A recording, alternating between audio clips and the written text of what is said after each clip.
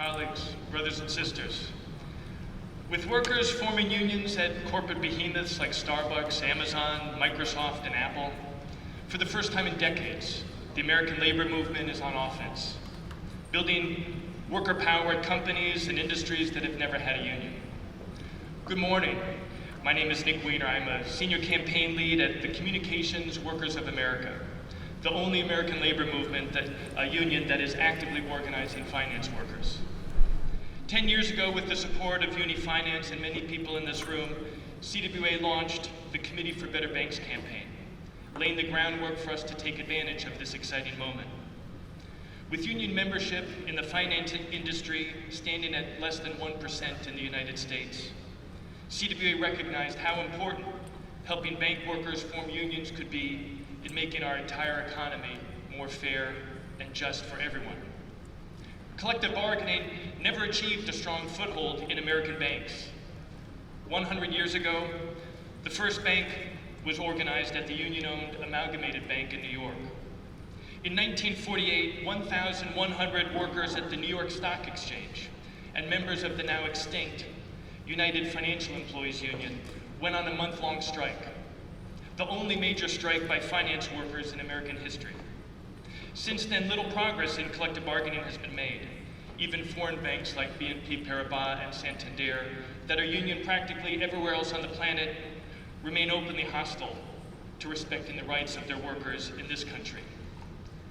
But a new generation of community-based, mission-driven banks created an opportunity for us to make a breakthrough in collective bargaining. 3.5 years ago, Beneficial State Bank, which is headquartered in Oakland, California, has branches in 3 states and is owned by a philanthropic foundation instead of shareholders, agreed to respect its workers' right to form a union without interference, harassment, or retaliation, clearing a path towards 120 workers to become the first group of bank workers in the United States to organize a union in over 45 years.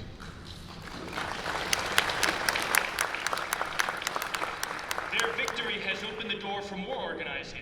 Workers at 2 credit unions, Genesee Co-op Credit Union in New York and Lake Michigan Credit Union in Michigan, have also voted to form unions. And now workers at Wells Fargo, the 17th largest bank in the world, are organizing a union.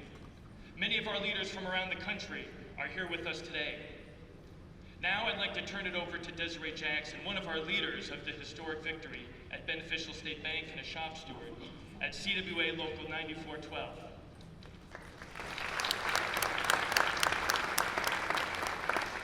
Thank you, Nick. My name is Desiree Jackson, and I am Assistant Vice President for Treasury Management Services at Beneficial State Bank in Oakland, California, and a member of the Local 9412 in Oakland, California. I met Nick around 3.5 years ago when my coworkers and I had a great opportunity to form a union. I volunteered to travel to our call center in Porterville, California, and to other locations so we can help educate our coworkers on the importance of unionizing. I had gone to work for Beneficial State Bank about 9 years ago, and because it was committed to serving communities that needed access to financial services.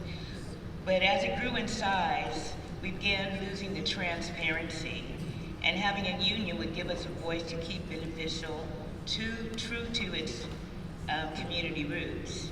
Plus, even though they had advertised paying us a living wage, pay rates and the cost of medical insurance were not implemented consistently or fairly for people working in different cities.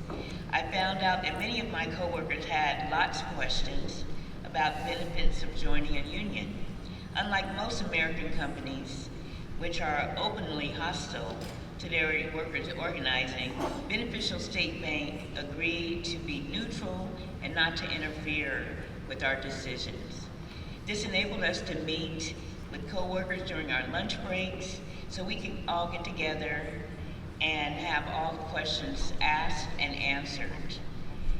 It did not take long for a majority of us to sign union cards and get our union recognized. Still, throughout our contract negotiations, which took about a year, Many of my coworkers were very still fearful of and worried about retaliation or even losing their jobs for being active in the union.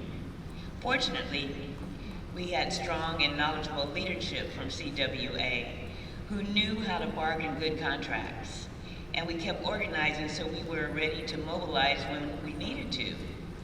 But we also trusted the process because the bank's executives committed to bargaining in good faith.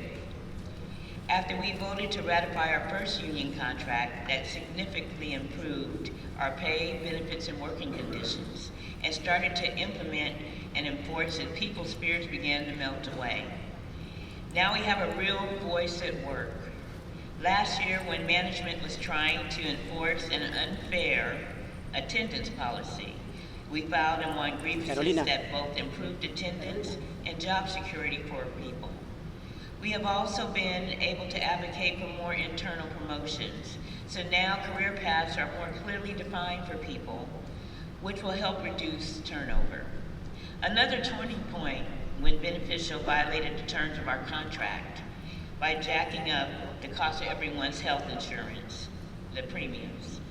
We fought back and we won by forcing the bank to stick to the terms of our union contract. Now even some managers see the benefits of the union because Beneficial kept the cost of insurance premiums that it charged to its employees low for everyone, including management. All of us at Beneficial State Bank are proud that our victory has inspired workers at credit unions to organize. But I worked at Wells Fargo for 18 years, so I'm especially excited to be joined by the Wells Fargo workers from as far away as Alaska who are organizing. I hope you will join us tomorrow morning for our side meeting so that you can meet them and learn how you can support them. We will be meeting in room 124 at 9 a.m. Thank you.